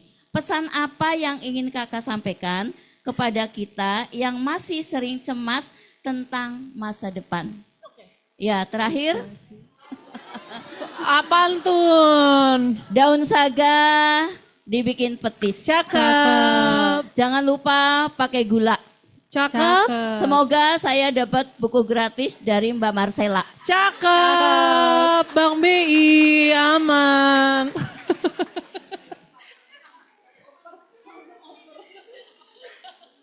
Mantap pertanyaannya. Ini udah menyimpulkan pertanyaan satu ruangan ini ya sepertinya ya. Udah gak ada yang perlu nanya lagi nih kayaknya. Aman ya. Apa? Pertanyaan pertama. Pertanyaan pertama, bagaimana cara kita... Bagus nih moderatornya nih. Oh, Walaupun diulangi. abis di review depan muka tadi. Gak apa-apa banget sih. Yang pertama, bagaimana cara kita mendamaikan diri apabila kita tidak dapat mencapai ekspektasi kita sih Kak? Ya semua orang juga begitu jadi ya udah. Kayaknya keberuntungan, usaha, ada kerja keras, ada doa, ada usaha gitu kan. Nggak di agama, nggak di teori manapun gitu aja kan mirip. Nah tapi satu yang nggak bisa dikontrol kan memang rezeki ya. Kerja kerasnya sama, waktunya dikasih sama, tapi nggak rezekinya ya udah. Menurut aku itu kayak kalimat klasik yang iya ya, yang nggak rezeki gimana? Apa yang nggak di tangan bukan milik ya udah. Ya udah gitu. Intinya ya udah ya. Iya. Ya udah di BI mah tenang aja guys. Aman hidup udah terus sorry. Yang kedua, apa yang terus mendorong Kakak agar dapat terus berkarya Kak sejauh ini? Apa yang dapat terus mendorong Kakak agar terus berkarya? Nah ketemu ibu-ibu ini terus bersemangat gitu. Aku tuh pingin sampai hari tua aku tuh punya semangat. Karena yang susah tuh kan jaga apinya ya Bu ya. Kadang tuh baru umur 20-30, capek mau kerja capek, mau apa males gitu, apa capek. Aku iri sama orang-orang yang, misalkan bapakku juga 74 tahun sampai hari ini beliau masih nge-gym, masih ngangkat barbel. Beliau nggak mau kalah sama umurnya katanya. Walaupun tadi pagi kakinya lagi kecetit, tapi aku lihat keinginan dia hidup lebih daripada kapasitasnya dan aku iri sama itu. Karena ya aku pengen belajar terus kayak gitu, karena kadang kalau gagal bikin kita murung terus kayak udahlah emang hidup gitu kalah sama hidup. Nah, jaga apinya, bapakku selalu bilang jaga apinya nak, jaga apinya dengan apa? Hidupnya gak usah terlalu serius-serius, udah harus senang hidupnya gitu, supaya jalannya bisa panjang. Itu aku pengen berkarya sampai nenek-nenek, semoga kalau ada umurnya. Baik, apakah sudah cukup menjawab Bu? Terima kasih. Terima kasih. Terima kasih. Baik Kak, ada satu pertanyaan di Zoom Kak, karena kita juga hybrid sebetulnya Kak. Ada offline dan online. Mana kameranya? Kameranya di situ sih Kak, bisa. Oh hai. Canggih banget Bank Indonesia nih. Oke. Ada satu pertanyaan Bagus, titipan kamera. dari Zoom Kak. Jadi pertanyaannya Kak Marcella, keren banget nih penjelasannya. Punten Kak, jujur li saya belum baca bukunya. Gen Z. Kira-kira bila saya akan membaca buku ini, part mana yang paling penting untuk tidak saya lewatkan membacanya? Hatur nuhun dan sukses terus Kak. Gak satu, kok kamu ada pikiran buat lewatin buku aku? Ya, maksud aku capek nulisnya, baca dari awal sampai akhir. Udah, Dari awal sampai akhir sih Kak berarti. kok dia bisa-bisanya mau baca cuma beberapa halaman ya? Bener juga sih Kak. Maaf nih, aku gak emosi ya. Info, oke. Oke, berarti yang paling penting itu dari awal sampai akhir. Dari halaman pertama sampai akhir ya Kak? Ada-ada aja yang di Zoom ya. Oke. Iya gitu. Oke, kalau begitu. Daftar halaman lewatin gak apa-apa, sama terima kasih gak apa-apa lewatin. Oke, langsung ke part Iya, pertamanya benar. ya Kak. Oke, kalau gitu. Mungkin di sini kita bisa masuk ke pertanyaan selanjutnya. Sabar. Paling belakang yang pakai topi, yang paling berdiri. Oke. Cek. Terima kasih. Terima kasih atas sharingnya ya Mbak ya. Mau nanya aja sih, sebenarnya penasaran. Kalau tadi kan seperti dijelaskannya IP-nya yang di bawah 2 tuh, yang which is. Ya makasih Mas. Di highlight banget. Which is kalau di bawah konteks zaman sekarang tuh kayaknya udah di depak. Iya makasih juga Mas yang kedua nih. Enggak, maksudnya mau nanya aja bagaimana membangun mental resilient dan sustain. Apakah kekuatan yang Mbak dapat tuh dari internal atau eksternal Mbaknya? Terus yang kedua, in relate masih di pertanyaan pertama, bagaimana di titik usia berapa Mbak force and shaping dengan aktivitas Mbak yang sekarang, yaitu menulis. Terima Itu aja, kasih, terima kasih. bagus. Terima kasih Mas. Oke, saya 1,8 tapi saya di depan. Ya, emang gak keterima BI sih. Jadi iya 1,8 tuh buat aku mau berhenti kuliah. Waktu itu kuliah aku desain komunikasi visual which is adalah hobi dan passion aku, ngedesain dan lain-lain. Semester 1 mau berhenti. Aku bilang sama ibuku, aku tuh anak bontot. Rasanya dulu tuh kayak mereka tuh gak ada ekspektasi. Udah anak perempuan mau ngapain sih gitu kan, bontot lagi. Jadi di semester pertama aku bilang ke ibu, Mam aku kayaknya gak mampu nih kuliah nih Mam. Susah banget nih, capek gitu, IP juga cuma segini. Terus aku ingat ibuku bilang, siapa yang suruh kamu kuliah? Orang gak ada yang nyuruh, kamu sendiri yang mau kan? Di situ tuh pride Aquarius aku terguncang Mas. Aku Aquarius by the way ya. Aku kayak gengsi banget lah. Kok kayak mereka gak percaya sama kemampuan aku? Situlah aku terbakar dan merasa, loh kalau aku sendiri gak bisa diandalkan, aku mau ngandalin siapa gitu. Udah, aku dengan gengsinya, oke gak mau tahu apapun yang terjadi aku harus lulus 4 tahun dari situ. Menang gengsi Mas, memang menang gengsi Aquarius. Terus sambil berjalan, aku mulai niti, emang kerja dari 2008. Kerja dari desainer dan fotografer. Dulu aku fotografer buat panggung, foto band, wedding, apapun deh. 300.000, let's go gas gitu. Pokoknya apa yang dapat lakuin. Karena bapakku Minang, ibuku Minang, mereka mendidik anak perempuan gak usah terlalu gimana lah, gak usah terlalu kerja, gak usah terlalu apa gitu. Tapi aku mikir, bahkan aku hidup mati juga ya mas. Kalau yang bermanfaat orang lain dong aku ngapain gitu. Kayaknya Cut Nyadin juga dulu gak kayak gitu aku rasa tuh. Pas Kartini Goyah nulis surat tuh mas, rasanya dia juga ada tuh kan harga diri dia kena kayak, masa gini doang hidupnya. Nah begitu juga aku saat itu kayak, emang karena aku perempuan jadinya aku gak berguna gak apa-apa ya. Ada rasa sedihnya jadi kayak, oke, gak mau tahu. Aku yang umur 19 tahun, 18 tahun itu kayak, apapun yang terjadi, aku akan jalanin hidupku aku to the fullest. Apapun hasilnya. Ya udah baru akhirnya aku berjuang tuh mulai nyari side job, kerjaan dan lain-lain.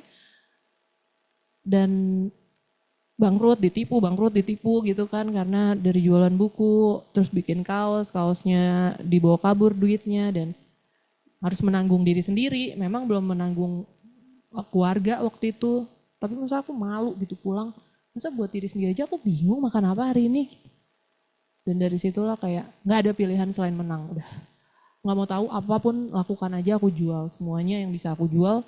Jualan kaos, aku jualan jajanan mas. Aku dari dulu aku pergi ke pasar Gembrong, aku cari mainan-mainan, aku jual apapun yang bisa aku jual. Yang penting gak kalah aja gitu sama hidup gitu kayak.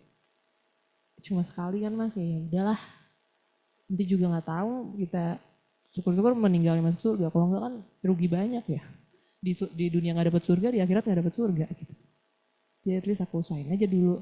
Udah naik turun cuma worth it kok, seru, hidup kan seru ya, ketemu banyak orang baik nih kayak kalian semua di sini. Alhamdulillah itu berkahnya banyak. Baik. Apakah sudah cukup menjawab mas? Ada satu lagi ya umur. Di Lagi. umur berapa? Dari umur 18 tahun aku mulai mau membuktikan kalau anak perempuan bontot ini nggak cuma akan jadi beban keluarga. Gitu. Sudah cukup menjawab mas? Oke. Terima kasih. 18 tahun IP 1,8 ya. Sama nilai matematik aku mas dulu ya. Nilai matematik aku 16 kelas 3 SMA. Terus aku bingung kok umur sama nilai sama gitu. Gitu udah, thank you. Oke. Buat tambahan roasting aku tadi. Oke, baik. Mungkin ada satu pertanyaan lagi mbak di Zoom. Aku gak percaya sama pertanyaan Zoom. Yang di sini ya sorry. Satu pertanyaan Zoom dari Bu Yenita Lisna. Oh. Kak Marcella, dalam proses kreatif penulisan buku kakak, apakah juga dilakukan riset-riset psikologi untuk bisa mendalami sakit dan kejiwaan manusia yang menjadi center of the story? Atau berdasarkan pengalaman, penjiwaan, dan penafsiran pribadi saja? Oke, iya. Semua karyaku beberapa, nggak semua sih. Yang pertama belum tahu. Belum ada duitnya bayar psikolog. Buku keempat, mulai paling heavy di teman psikolog buku Tabi sama Maaf Aku Lahir ke Bumi. Pakai pendamping. Karena aku tuh sebenarnya kurang nyaman disebut waktu NKCTI itu dibilang kayak pelopor mental health apa gitu-gitulah. Label-label itu tuh membebani karena aku bukan psikolog, aku nggak punya background itu dan nggak capable untuk melakukan itu semua. Dan saat itu orang-orang tuh DM seakan minta di solve, kayak aku tahu jawaban untuk semuanya, aku nggak tahu, orang aku juga bingung. Setiap baca cerita mereka aku nangis. 3 tahun NKCTI berjalan, 2016, 17, 18, 19, 4 tahun sampai buku rilis. Habis itu aku off, aku gak bisa ngapa-ngapain. Aku gak aktif lagi bikin NKCTI karena kayak energinya kesimpan di badan aku. Karena kayak capek banget, kayak semua orang sedih kayak ini di dunia semua orang sedih ya terus mau ngapain lagi gitu. Sempat ada lowest pointnya dan akhirnya waktu itu dibantu dan ya udah dibantu psikolog dan lain-lain ya. Kesimpulannya memang ya gak ada yang benar-benar bertanggung jawab untuk hidup orang lain. In the end. Orang tua ke anak orang tua, anak ke cucu, anak ke anak siapa. Ya kalau katanya ya semuanya individu tunggal aja harusnya saat dewasa ya, saat usia tertentu iya ada perlu pendamping. Cuma aku pun juga kena mental kena tuh pas lagi ngerjain NKCTHI ada kena tuh nangis-nangis beberapa bulan dan ngerasa kayak enggak lagi nggak butuh aku yang kayak terlalu ini gitu. Aku pinginnya cuma pulang tidur tenang sama keluargaku gitu. Cuma Indian ya kan kayak di perjalanan itu kan standar ya, orang tuh kayak kalau yang misalnya nih kalau dari sini kurvanya orang yang mendem banget, terus mau berubah tuh hijrahnya kan ke sini banget nih. Jadi orang yang nyampein semua yang dia mau, merasa berhak gitu, merasa korban. Tapi sambil berjalan tinggal nyari balance-nya aja kan. Kayak oh ya di tengahnya gimana sih? Nah itu tuh aku belajar untuk supaya bandulnya cepet balik ke tengah lagi gitu setiap ada masalah yang berat gitu. Nah itu yang terbantu pas ke psikolog. Kayak ke psikolog lah. Oke. Sekalian rekomendasi ke Gak psikolog. ada, aku gak ada sih, terserah aja hidup. Oke, terima kasih Kak. Mungkin kita bisa masuk ke pertanyaan di sini lagi. Mungkin Kak, aba-aba ya Kak. 1, 2, 3. Oke, mungkin Bapak yang pegang topi di belakang. Assalamualaikum, nama saya Raja dari Bogor. Saya mau nanya Waalaikumsalam. ke Mbak Sela. Ini kan belum baca bukunya ya, tapi dari judulnya itu merasa kayaknya itu merdeka kayaknya dengan kesendiriannya ya, mencari jati dirinya. Yang saya pertanyakan adalah di mana fungsi sebagai teman dalam buku ini? Apakah teman itu penting ataukah harus dipilih ataukah tidak sama sekali? Itu dari bukunya. Apakah ada pembahasan teman ya hal ini, dan selanjutnya dari Mbak Sela sendiri menganggap teman itu sebagai apa gitu loh. Itu aja sih dari saya, thank you. Terima kasih. Bagus-bagus loh pertanyaan di B. Ini emang tersaring orang-orang cerdas ya. Hebat, hebat. Oke Pak, terima kasih banyak pertanyaannya. Teman, friendship. Iya, buku ini merangkap sebenarnya selain keluarga, ada friendshipnya, ada solitude dengan diri sendiri, ada banyak hal, tergantung pemaknaannya. Kalau ditanya apa makna teman, ya itu keluarga yang kita bisa pilih kan. Teman tuh yang aku menyadari nggak semua orang punya keluarga yang ideal. Nggak semua orang keluarga tuh jadi tempat amannya. Nah itulah menurut aku kesempatan kedua di hidup adalah dengan teman. Memilih tempat aman berikutnya gitu, sahabat. Dan aku punya dan memilih, karena memilihnya bukan memilih yang kayak anak gimana, tapi ya apa yang jadi baik buat aku, nggak bawa ke pengaruh yang buruk juga. Dan aku tuh percaya sekali you are 5 people around you. 5 orang terdekat kita membentuk cara pikir kita, bahkan cara bicara kita, bahkan pilihan. Misalnya punya teman yang ngomongnya kasar terus, tanpa sadar gitu juga jadi ngomongnya jadi kasar terus gitu. Jadi benar kata orang tua dulu, teman tuh pilih lingkungannya tuh bener ngaruh, aku menyadari itu. Dan di lingkungan yang ngomongin orang terus akhirnya pikiran kita tuh gitu ke situ terus tuh energinya gitu. Dan ya karena mendapat kesempatan kedua memilih, keluarga orang tua nggak bisa milih, ya di teman menurutnya perlu lebih conscious, lebih aware untuk memilih sahabat tapi dengan natural. Kadang kan temen kan lagi di lingkungan apa, komunitas apa, terus tiba-tiba jadi connect gitu, jadi dekat. Dan pertanyaan satu Aduh maaf Kak. gak apa-apa. Ya kalau aku besar banget maknanya, dan sebenarnya friendship tuh bukan sesuatu yang bisa orang tuh meng-highlightnya sama, padahal menurut aku maknanya sama besarnya dengan, nggak sama besarnya, iya setara juga dengan relationship. Tapi jarang orang membahas tentang rasa patah hatinya udahan pertemanan gitu. Seringnya kan membahas patah hatinya udahan relationship kan. Tapi berpisah, grow apart gitu ya, teman yang dulu bareng banget, susah seneng bareng, tiba-tiba udah nggak dekat lagi tanpa ada aba-aba tuh, itu ada sedihnya juga sih, yang jarang dibahas orang-orang gitu. Nah jadi untuk aku memvalue friendship, persahabatan, pertemanan tuh sama besarnya, dan orang-orang yang juga berpengaruh buat aku bisa berkarya sampai sekarang. Mereka adalah orang-orang pertama yang baca karya aku, yang pertama ngatain aku. Ini apaan nih, gue gak ngerti karya lo gitu. Dan kadang butuh teman yang kayak gitu kan, yang ngomongnya juga jujur gitu. Nggak cuma muji-muji tapi di luar kita dihujat orang gitu. Gitu. Baik, apakah sudah cukup menjawab Pak atau ada pertanyaan lebih lanjut? Sudah. Oke, Terima kasih. Terima kasih. Mungkin selanjutnya kita bisa masuk ke pertanyaan selanjutnya. 1, 2, 3. Oke, mungkin Ibu yang sudah setengah berdiri di belakang itu.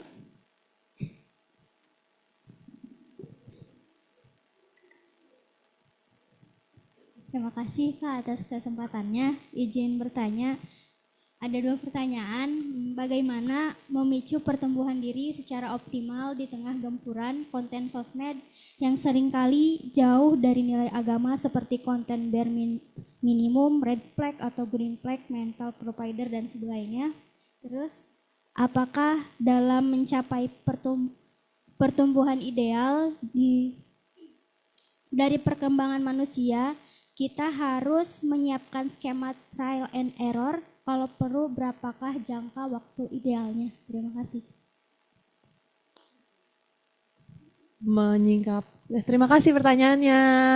Aku lagi mikir nih, konten red flag, bare minimum. Aku ngerasa nggak relate. Aku lihat tuh kontennya kayak apa sih? Bare minimum.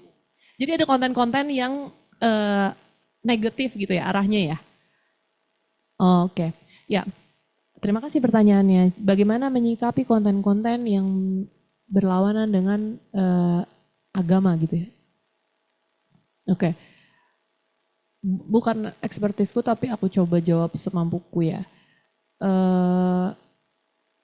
Di era sosial media, AI dan lain-lain, satu-satunya yang bisa difilter itu cuma kepala kita kan, sama diri kita. Ada research yang mengatakan saat orang juga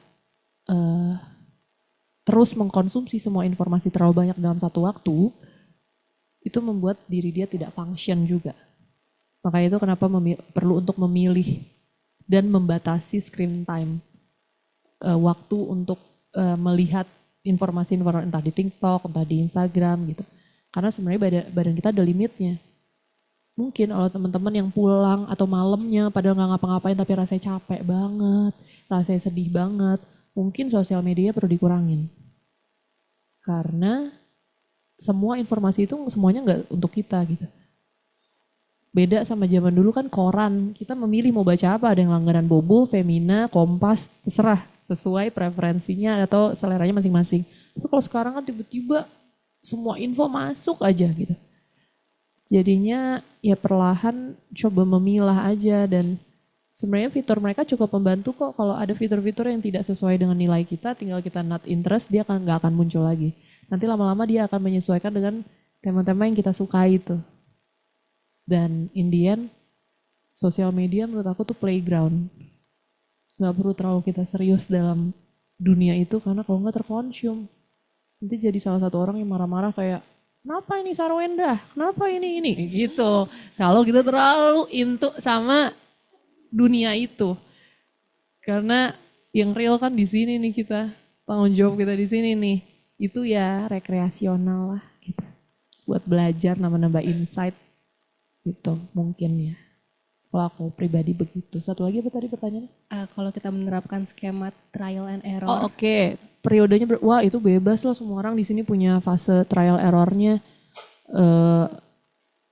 Tergantung seberapa pingin lah sama hal itu, project itu atau mimpi itu, ya lakuin aja karena ya nggak tahu kapan waktu kita gitu. Kayak beberapa teman aku penyanyi gitu. Ada satu teman yang bikin satu single meledak, rame banget. Ada satu teman baikku udah 10 tahun karyanya belum meledak-meledak gitu. Jadi nggak tahu aja timingnya. Tergantung mau nggak, masih mau diusahain ya usahain aja terus. Sampai dapat waktunya, tapi pasti ada waktunya kok nanti. Gitu. Gitu menurut aku. Terima kasih. Apakah cukup menjawab? Oke, mungkin kita bisa masuk ke pertanyaan selanjutnya. Yang mau bertanya mungkin bisa angkat area situ. Iya bisa Ibu yang berambut pendek.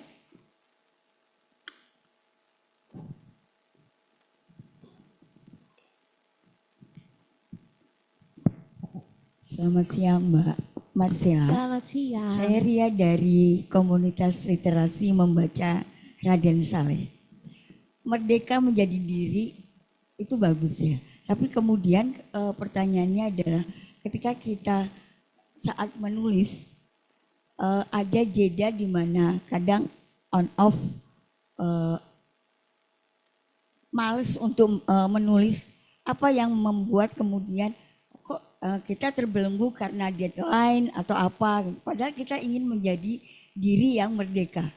Nah, untuk bisa kembali ngecas gitu ya. Apa yang Mbak Marcella lakukan? Terima kasih. Terima kasih teman-teman penulis nih, sesama penulis nih pasti pertanyaannya. Oke, iya selalu ada di antara itu sih, kayak kebebasan menulis dan dengan periode harusnya nggak harus diatur gitu kan. Tapi aku pribadi, aku menyadari aku tuh ada bibit malesnya.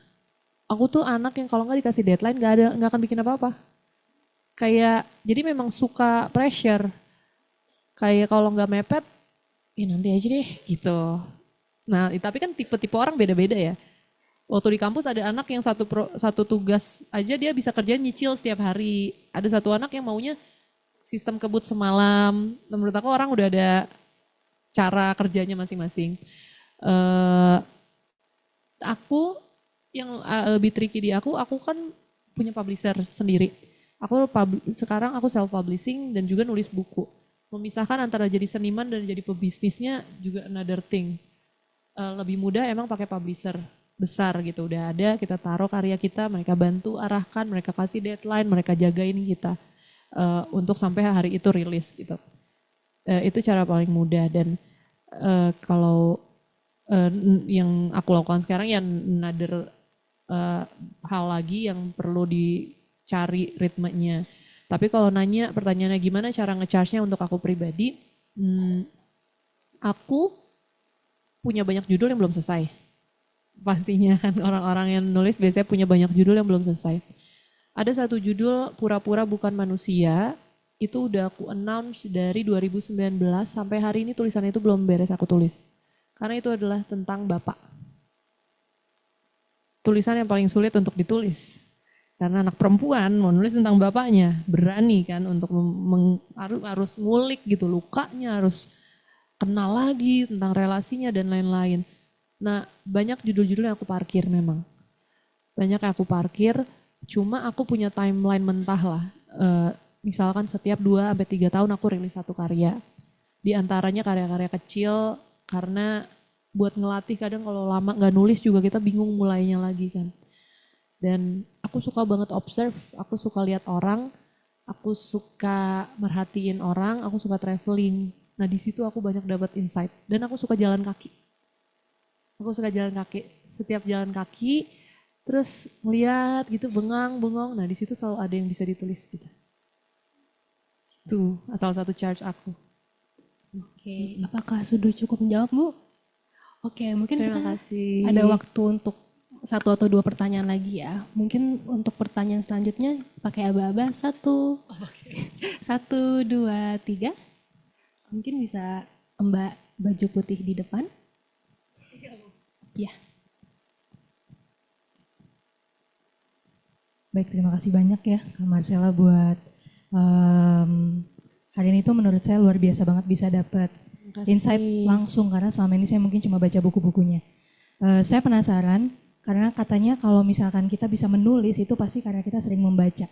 Saya pengen tahu dong selain buku dari Buya Hamka yang tadi kakak ceritain, buku apa sih sebenarnya yang membekas banget di diri Kak Marcella yang mungkin juga dia jadi dasar kakak dalam menulis gitu. Karena kan kita hidup di dunia pasti kita juga banyak baca apa yang orang tulis baru kita bisa nulis gitu.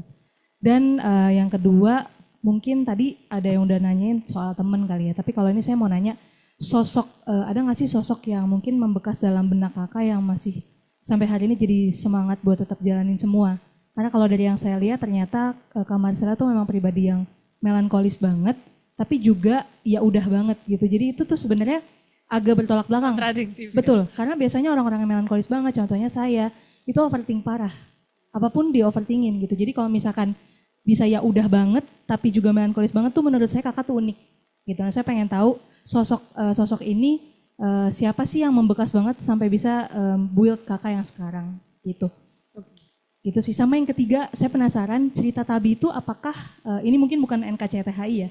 Buat saya buku yang paling menarik dari kakak tuh Tabi. Cerita Tabi ini apakah ada yang tentang kisah nyata dari yang kakak tulis kok rasa sakitnya tuh sakit banget gitu si buku Tabi ini. Gitu aja. Terima kasih. Terima kasih, bagus pertanyaannya. Pertanyaan pertama apa tadi? Rekomendasi buku Kak yang menurut kakak sangat membentuk kakak dalam menulis. Wah, Untuk orang yang suka baca buku pasti bingung banget jawab pertanyaan ini. Sejujurnya ini adalah pertanyaan yang nggak pernah bisa benar-benar dijawab. Cuma aku selalu jawab The Alchemist Paulo Coelho itu ya memorable untuk pada masanya gitu ya. Kayak itu tuh selalu nempel dan selalu membayangkan gimana caranya bisa nulis kayak gitu ya. Kayak kok bisa ya otak orang nulis kayak gitu. Itu Paulo Coelho yang The Alchemist. Cuma kalau lately aduh banyak banget, setiap buku tuh kayak bawa ke tempat lain gitu ya. Baca buku tuh kayak meminta hidup orang sedikit gitu, tapi diizinkan gitu. Kayak kita masuk ke hidup orang lain tapi diizinkan gitu. Karena pasti di setiap karya akan kalau melanjutkan ke Tabi, karena di setiap karya pasti ada beberapa persen diri mereka. Kayak ada beberapa aku yang aku taruh di sana.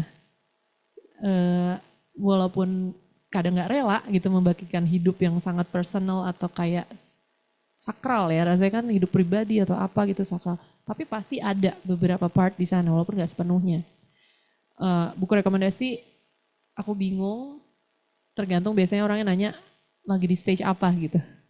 Dan by the way aku lagi mau bikin library cafe insya Allah di Hang Lekir. Gak promo ya, ini info aja.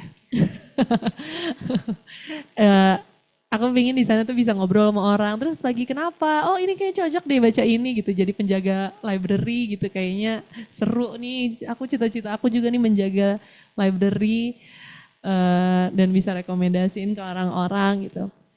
Salah satu yang menarik aku baca apa ya? Aku suka Almond. Almond buku penulis Jepang yang menjelaskan tentang teman-teman tahu amigdala kan? Part terkecil di tubuh kita ini yang dia adalah, ini bahasa aku ya, aku bukan ahlinya, cuma dia tugasnya mengontrol rasa takut kita. Dan cerita itu adalah anak yang terlahir tidak punya rasa takut, gak ada amigdalanya. Dan itu tuh kayak ngebuka pikiran aku, iya ya, harusnya kita bersyukur ya punya rasa takut. Karena itu jadi rem kita untuk berlaku sopan, untuk tahu tempat, untuk kayak kita berhitung. Gak tiba-tiba, bosen, resign gak ada rasa takut tuh. Gak takut lapar kayaknya tipenya tuh. Nah dengan ada amigdala dia kan kayak bertugas untuk membantu hidup kita supaya lebih aware gitu. Dan anak itu gak punya amigdala sama sekali jadi dia reaktif ya semuanya bisa mukul, bisa apa.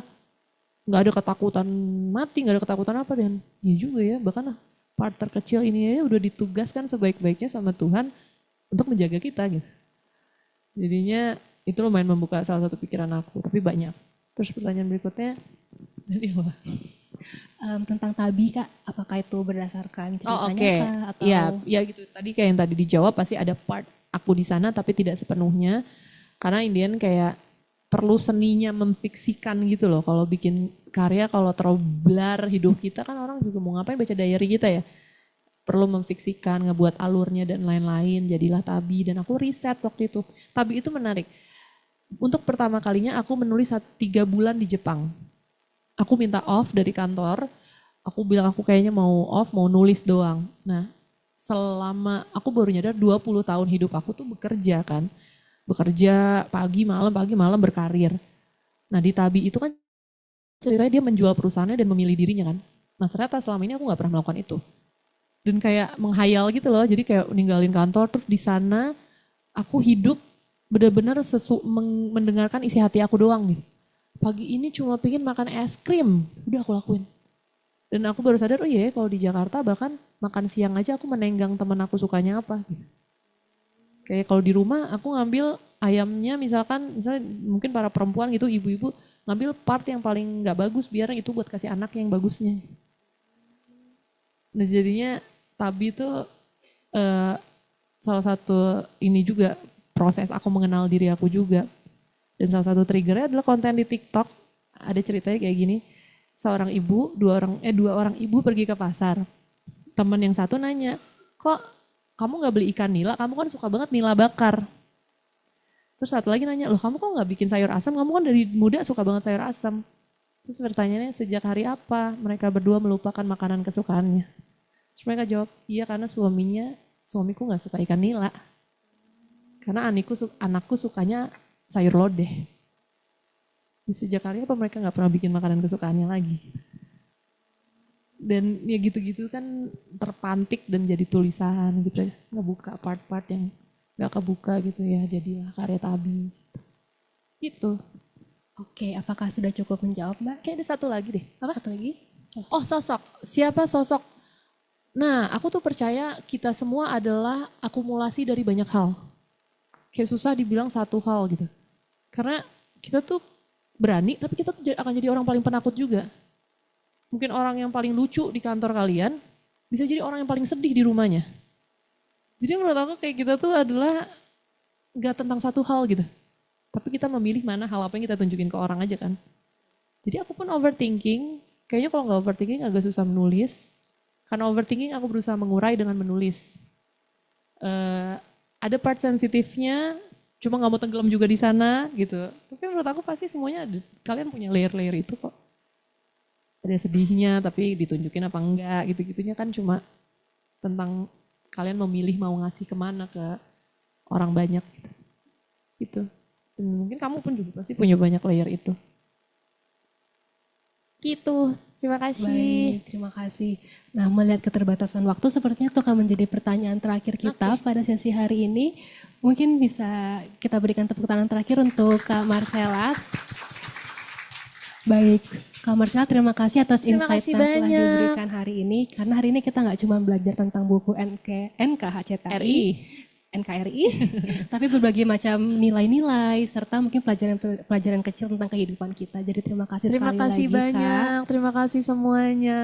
Mohon maaf kalau ada salah-salah kata, terima kasih. Baik, Bapak Ibu semua, tidak berhenti di sini. Bapak Ibu juga dapat lanjut memperdalam bacaan Bapak Ibu tentang topik hari ini dengan membaca buku dari koleksi perpustakaan Bank Indonesia.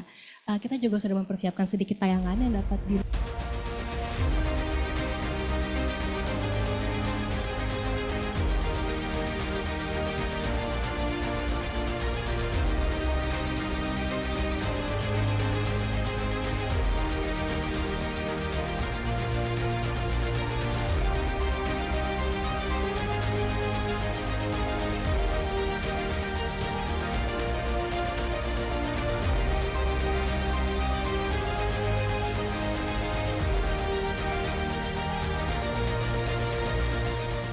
Baik, sekali lagi terima kasih kepada Kak Marcella atas waktu serta ilmu yang telah diberikan hari ini. Wassalamualaikum warahmatullahi wabarakatuh. Saya tutup sesi hari ini, saya kembalikan ke Mbak MC. Terima kasih, tepuk tangan sekali lagi dong untuk Mbak Marcella dan juga Mbak Raisa, hari ini luar biasa. Mbak Marcella, ucapan terima kasih atas segala dedikasi dan bimbingannya. Tepuk tangan untuk Mbak Marcella hari ini, Bapak Ibu semuanya. Dan di Perpustakaan Bank Indonesia juga tidak lupa memiliki koleksi buku-buku dengan topik tema hari ini, Bapak-Bapak Ibu-Ibu. Dan juga koleksi fisik bisa Bapak dan Ibu langsung meminjam di sirkulasi sebelah sana. Dan juga ada koleksi digitalnya yang bisa Bapak dan Ibu sekalian lihat, yaitu dengan mendownload aplikasi IB Library yang tersedia di App Store dan juga Play Store. Begitu. Baik, akhir kata terima kasih. Kami ucapkan terima kasih sebesar-besarnya yang telah hadir dan berpartisipasi pada acara hari ini atas nama panitia. Mohon maaf atas kekurangan dalam penyelenggaraan acara. Sampai jumpa di talk show dan bedah buku selanjutnya. Wassalamualaikum warahmatullahi wabarakatuh.